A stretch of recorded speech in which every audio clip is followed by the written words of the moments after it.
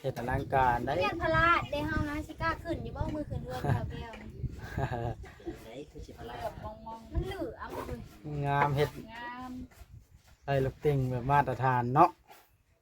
คักแฮงเนาะทั้งหลังบ้านทั้งคักติดบ้านแล้วเจ้าไปเบิ่งเลยเทือง บ่ไปเบิ่งหรอก ยันหัวใจวายบ่ ให้มันสิสะอ่อนเนาะเด้อ สิสะอ่อนนี่ก็ยังสะอ่อนหูแหละ อืม สู่ต่อไปเลย ตั้งแต่ ที่ใดก็สู่อยู่ดีแหละถ้าบ่สู่ก็เลี้ยงลูกบ่ใหญ่อีกได้แหละ สงสารเลยเทืองเนาะบ้านเลยปลากระจาดกับเบิ่งพระเนาะ สงสารเราได้เราเอาแบบ มัน นี้ หัวเบิดใด ก็บ่สู่ก็เลี้ยงลูกบ่ใหญ่นี่แหละ เสามันก็ยังบ่ได้ดอกเลยล่ะเฮือนเจ้าเนาะ ใช่ โอ้เกิด เพราะอะไรเรือนหลัง มีแต่ไม้ใหญ่ มัน เปลี่ยนชั้นเปลี่ยนชั้นสีใหม่เปลี่ยนขาใหม่เนี่ยงามแล้ว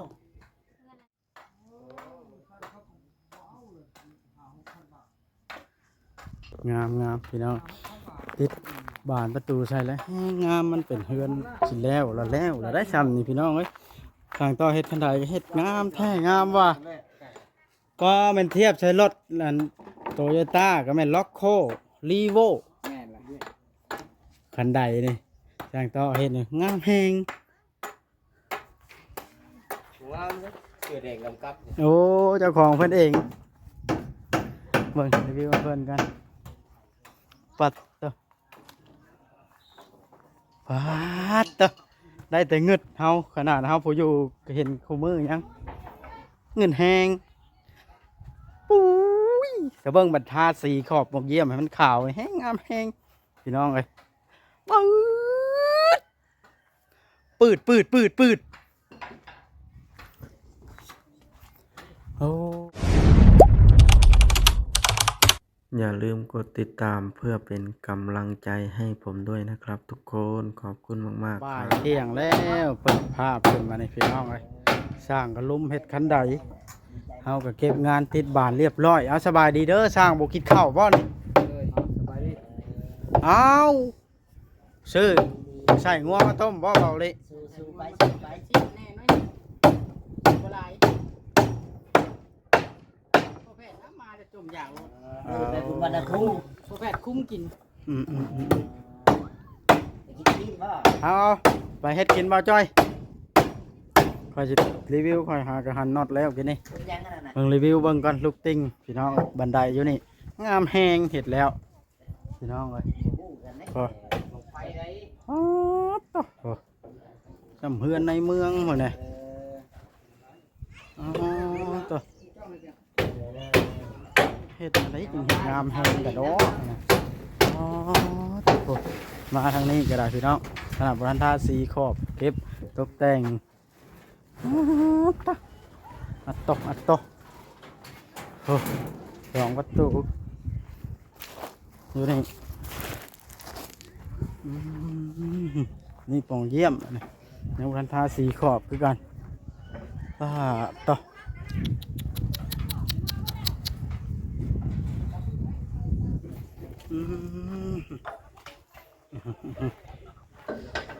ว้าวไปเฮ็ดกินเด้อบ่จอย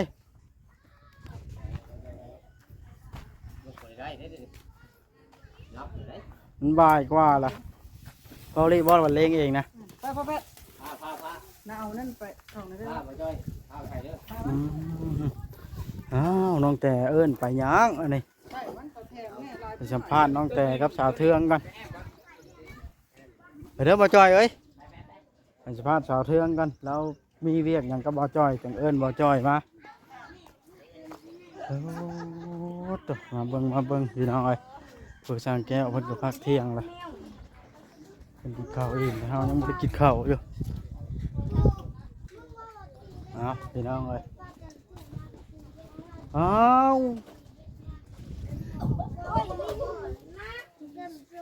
ทักทายสบายดีสองสาวสองนมเอานั่งบอกให้ลุงนั่งได้ผิดอีกแล้วนะผิดอีกแล้ว มีหยังเหรอเอิ้นมานะ เอาแต่กินบ่ ได้ดีเผยว่าอะไรจะไม่ได้แล้ว ว่าที่ถามเจ้าว่าเติมเน็ตรายเดือนหั่นนะ จะเป็นได้บ่เราอ่ะ เป็นอยู่บ่ โอ้ บ่เป็นเด้เพราะว่าค่อยมันใกล้สิเบิดแล้วค่อยละเติมเข้าแล้วมันเฮ็ดให้อัตโนมัตินะกดสมัครในบ่เป็น คิดว่าเติมเป็นแล้วสิให้เติมให้ 200,000เป็นอยู่เพราะว่าค่อยใช้ระบบ200,000ได้ค่อยสมัครแต่ละเทื่อ แม่นสิบ่แต่ชิ้นเดียวแล้วมันอันนั้นเองมันเบิดบ่ แม่น โซเชนนี่แห้งเนาะให้เป็นคนเอาไป แห้งปกติ200,000บ่มีขาดมีเกินแต่ว่าบ่ได้อัพคลิปคือเจ้าน่ะเติมจัก90,000หรือว่าเป็นนึงก็ได้รายเดือนคือกัน จะมาสมัครกูเป็นมัน บ่เป็นตัวนั้น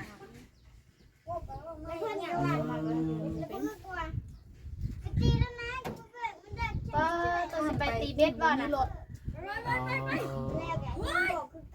โอ้ลูกเจ้าพสิกาเนาะโอ้ช้ำนี่บ่เดี๋ยวได้จากทานนะว่ามีเรียกหยังซั่นดอก เราเรียกเลยอันนี้ก็ เป็นไรสักกินข้าวแล้วบ่ตอนเที่ยงนะ นี่แม่ถ้ากินชิ้นน้ำเจ้า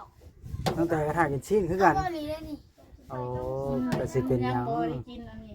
บ่มีแนว ให้ละเอียดสร้างเวียงบ่ สร้างเวียงกระเบาลิ แล้วก็เวทจะเถื่อเลย เนี่ย 12เลย1โมง อันนั้นต้มใส่งัว บ่แม่น อ่ะบ่เอาซอยจุบ่ บ่ ต้มใส่งูก็สิกิน กินก็สิเป็นหยังเฮ็ดแล้วกับไป เพิ่นว่า กิ ถ้าน เอานมอยู่เพิ่นว่า ใส่ เพิ่น งู ว่าซับ นมอันนั้นก็เจ้า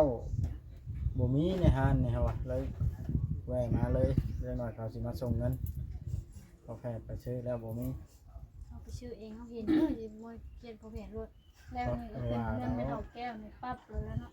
งามบ่เคยมาถักแก้วเถิ มัน ง ก็งามมาแล้ว มาน เนาะ อนแยงเราสะอ่อนเด้เราอะบัดเราอะบัดของเราเลยพากระจาดกับพลโตมากกับห่วงไปเลยเราอะ บ่ได้ว่าแต่พากระจาดแล้วทำกะทิก็หัวก็ยัง เจ้าจะเทืองบ่ค่อยออกกล้องเจ้าเนาะเจ้าบ่อยู่วะ สบายดี มาทางไหนอีกแล้วอะ มาแต่บ้านปาเก้ งามเลยเนาะ งามบ่ งามมาแล้ว ติดหวานติดหยังแล้วเนาะเราละเอียดคือในเมืองเนาะ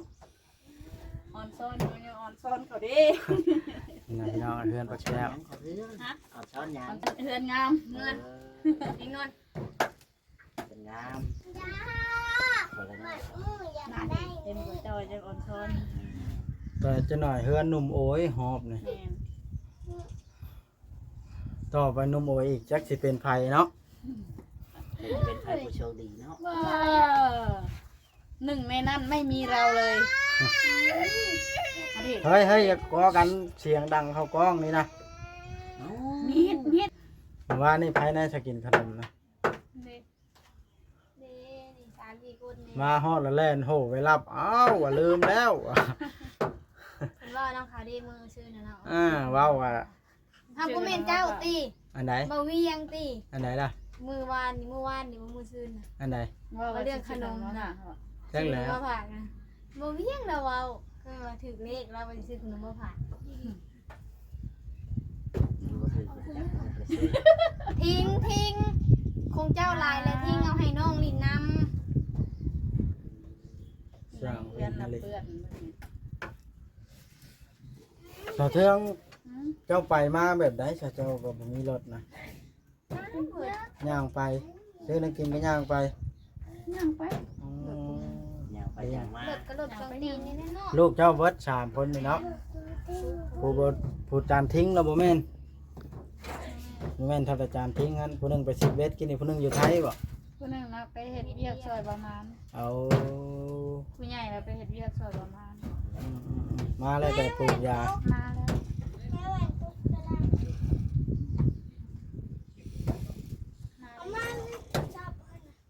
พอลูกแผดเลยกินวันนี้กินแล้วคือข้าวโต ก็มีลูก นี่ลูกแผดมาอยู่เนาะ แม่น มันก็เห็นในหูมาเบิ่งในหูนั่นหน้าตาอยากออกพ่อเลย คือพ่อหั่นแหละ แต่บ่เคยเห็นแม่ชิไปใช่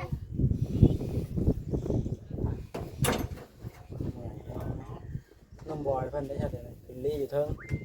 เชิง เอา นอนหลับนอนรับ กินข้าวอิ่มไป หาน้ำโอยเฮาเนาะบ่จ้อย ไม่ใส่อยู่น้ำบ่อยู่นาบ่ลาวใกล้ๆนะนี่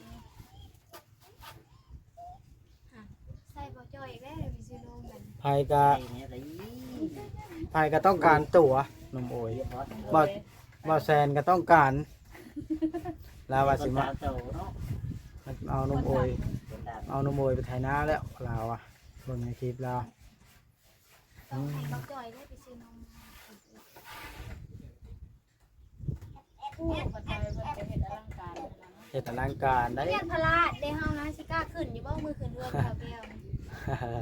ไหนคือสิพลา กับมอง มันเหลือเอาเลย งามเฮ็ด ๆงาม ใส่ลูกติ่งแบบมาตรฐานเนาะคักแฮงเนาะทั้งหลังบ้านทั้งคักติดบ้านแล้วเจ้าไปเบิ่งเลยไอ้เทือง บ่ไปเบิ่งหรอก ยันหัวใจวายบ่ ให้มันสิสะอ่อนเนาะเด้อ สิสะอ่อนนี่ก็ยังสะอ่อนหมู่แหละ อืม สู่ต่อไปเลย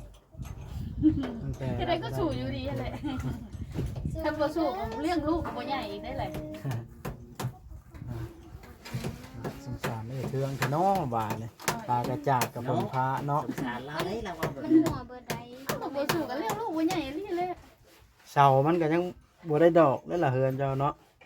ใช่ โอ้เกิด เพราะอะไรเรือนหลัง มีแต่ไม้ใหญ่ เปลี่ยนชั้นเปลี่ยนชั้นสีใหม่เปลี่ยนขาใหม่เนี่ยงามแล้ว เรือนหลังมี เนาะ เออเดี๋ยวเสา มีอามั่งเท่าไรเถื่อแล้ว ไม้มันใหญ่เด้ขนาด ก่อนอยู่บ้านในคมอยู่บ้านในคมใหญ่ลงเงี้ยวอยู่ส่วนนั้น ซื้อเส้นมาใส่แล้วก็ตีไม้เซล่าใส่ทาสีเสามันเสาแก่นเลย ไหน ขนาด บ่อนเป็นแน่ได้ยังไง ตัวนี้บ่ต้องใช้นี่ไม้มันใหญ่อยู่แล้ว ตัวใหญ่ นี่เสามันไม้แก่นเมื่อจะไปรีวิวบางเพื่อนปลาแก้วก่อน คิดว่าบ่ใหญ่แล้วครับ รีวิวบางเพื่อนปลาแก้วให้ FC เบิ่งกักจะๆก่อนพี่น้องเลย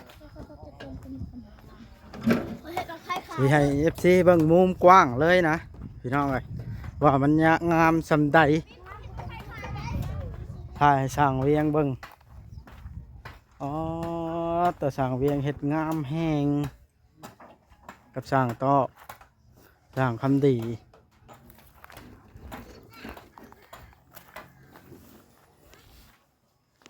ปื๊ดจึกว่าเนี่ยใส่ลูกติ่ง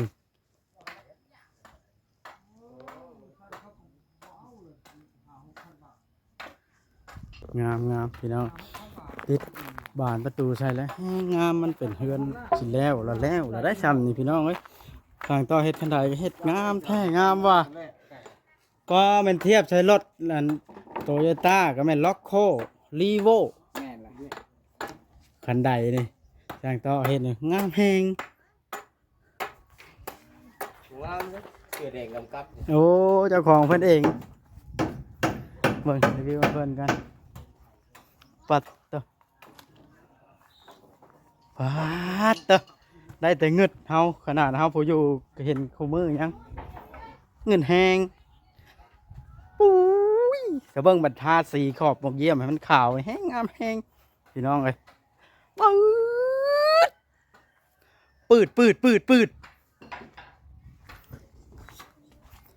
โอ้มาเบิ่งทางทีมงานเฮาทำอาหารกันเป็นยังจังบ่ให้ข่อยซอยนะซื้อโลเดียวบ่ แม่นชื่อชิ้นโลครึ่ง อืม เอ้าสบายดี ให้พ่อแพทย์ว่าเป็นผู้ซอยนะหรือว่าเอาดิ ไข่ต้มเอาดิเป็นผู้ช่วย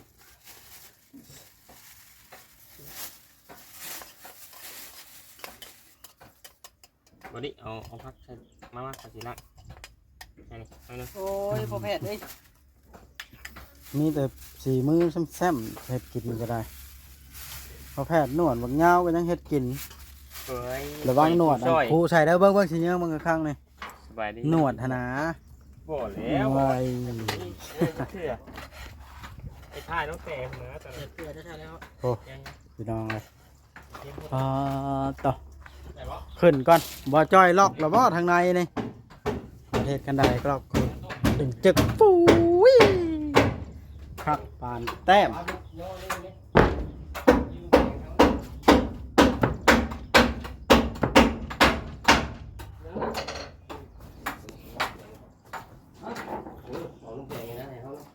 พอแต่เฮาเมื่อวิดหลัง ป้าแก้วขึ้นมาอนามัยแปลนซ้ำหยัง อ้าวคนตื่นเต้นเนาะคนดีใจน้องเพื่อนเอาก็ได้ เนาะดีใจพ่อสั่งไปยัง ดีใจนะมาเห็นเพื่อนตั้งแต่ว่าเราสิจะได้เห็นเพื่อนก็ได้งามของเรา ได้งามแห้ง เออ เครื่องหมูเด้งเราอะเราอยู่กับแม่น้ำปั่นก็ได้ผ่าเราบริจาค เพียงยังบ่ได้อย่างบ่ บ่ ได้ ได้ยังปัวกับบ่มีเราอะลูกก็ได้เรียก ติดต่อสักบ่าวนี่ให้ก็ยังบ่ตกลงได้บ่ มาต่อว่า โดย ต่อ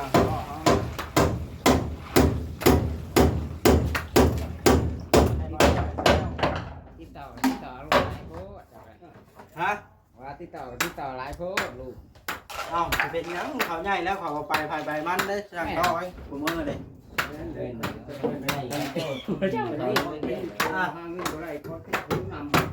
มาแล้วเขาไปหาเงินมาให้ใช้พร้อม ใครเนาะที่เป็นแบบเป็นแบบนั้นนะเจ้าบอกว่าก็ได้แม่ไม่พอเขาแค่ แบบนั้นเลย อดเขาให้100 บาทเลยเจ้าก็ยังดีใจแล้วยังเขาบอกให้จักบาทที่พอที่เขาจะ ให้พาดวงดีแห้งเนาะโยมวันได้ออกให้เกิดให้ลูกชี้ละโคตรด้วยเขา จากแห้งนะจากแห้งตัวเองสิได้รู้ก่อนเนาะคือสั่งได้อะไร พอท่านได้ออก เพ เพ ล ล ง ง ว่าจะเช่า30 เมตร ได้ลูกเอาสั่งเลี้ยงกินบ่น้ำนี่จะจับสีนะ ว่าเป็นเที่ยว ว่าจะให้จับนี่เอาไผ่จะกินน้ำทั้งล่างที่จังให้นี่เจ้าปะ แล้ว กินละสั่งต่อดิเอาปะ กินแล้ว กินแล้ว ออก กินแล้วหรือสิกิน ลงเลยกว่าเฮ้ยกินแล้วกินแล้ว แล้วก็เห็ดงามแห่งทางเตาะ งานนั้นเพิ่นบอกมาให้มันงานเลย อ๋อยอมดีกับสร้างแบบนี้เฮ็ดขี้ไล่บ่เป็นจักดีบ่เดี๋ยวนี้ บอกได้แต่แม่เฮ็ดแล้วนั่น เอาข่อยเยืองรีวิวเบิ่งเฮือนนี่น่ะเรือจะเสื้อ นี่แล้ว ฮะ มีได้แก่ทั้งในก็คือตัวใหญ่ด้วยนี่ อ๋อสร้างเวียงคือว่าเท่านั้นอันนี้เข้ามารีวิวเบิ่งข้างในก่อนพี่น้องเอ้ยอัดแล้วแจบมับแต่ละหม่องเบิ่งประตูนี่อ๋อยังบ่ได้เสร็จบานประตูบ่จ้อยเหยียบทาสีเด้อครับนี่มีดแต่ใช้บ่ได้เห็นได้ ได้แก่ ตัวนี้อัดก่อนอัดเบิ่งก่อนพี่น้องอ้าวใช่หลอกเรียบร้อยอยู่วะเนี่ยมันจะขับแล้วอ่ะนี่ เป็นแล้ว บ่เห็นได้มีดนะบ่มี ได้แก่ตัวว่างซื้อกระติกนี่แหละ อ่ะหลอกกันเรียบร้อยบาดยังบ่ทันได้ใช้ไม้มอกเด้นี่เลนกลางพี่น้องเอ้ยเดี๋ยวเราสิใส่ตะคักสุดยอดเลยพี่น้องเอ้ยเพื่อนนั่นได้จังเฮ็ดงามบ่เราเบิ่งพูดออกนอกก่อนปลาแก้วสิถึงบ่เราหามาง่อยได้พี่น้องเอ้ยดึงเลยรีวิวออกนอกปั๊บตำนบันไดโค้งปรับมาทางนี้บรัมอู้ขับป่านแต้มพี่น้องเอ้ย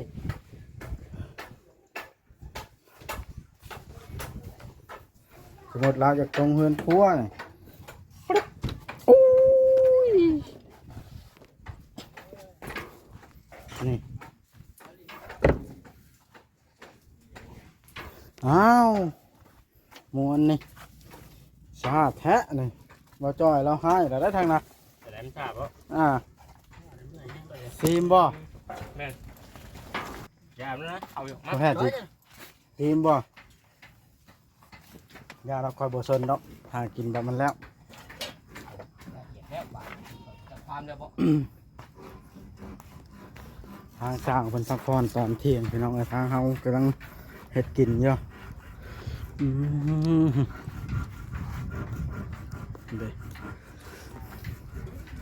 สร้างเป็นนอนพักผ่อนเงียบสงัดพี่น้องรับเบิดครับ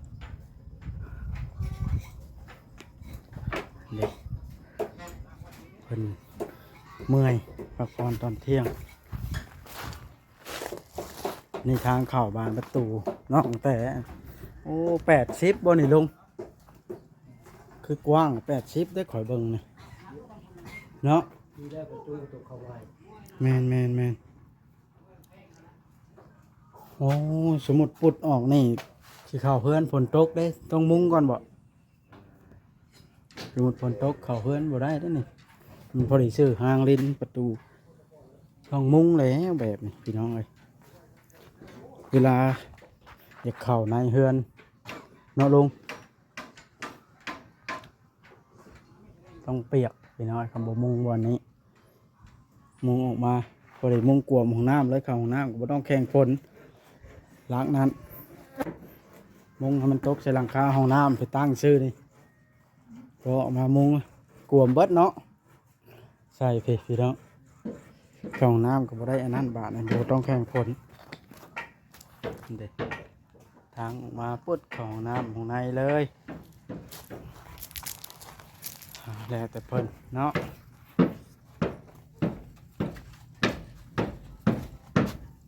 โอ้เฮือนหลังนี่ทาสีขอบแล้วพ่อแพทย์นี่เจ้าเก่งจังเลยอันนี้ เก่งวะไปนะ หือ เก่งวะ แม่นเอามีแต่ว่าซ้ำนี่แล้วคลิปนี้เนาะ แม่น จ เพราะ บ ว่า คลิ เฮา ป ที่ต้มมันนี่พี่น้องเฮ็ดกินก่อนสร้างเพิ่นยังเฮ็ด จบคลิปนี้แล้วหากินเรียบร้อย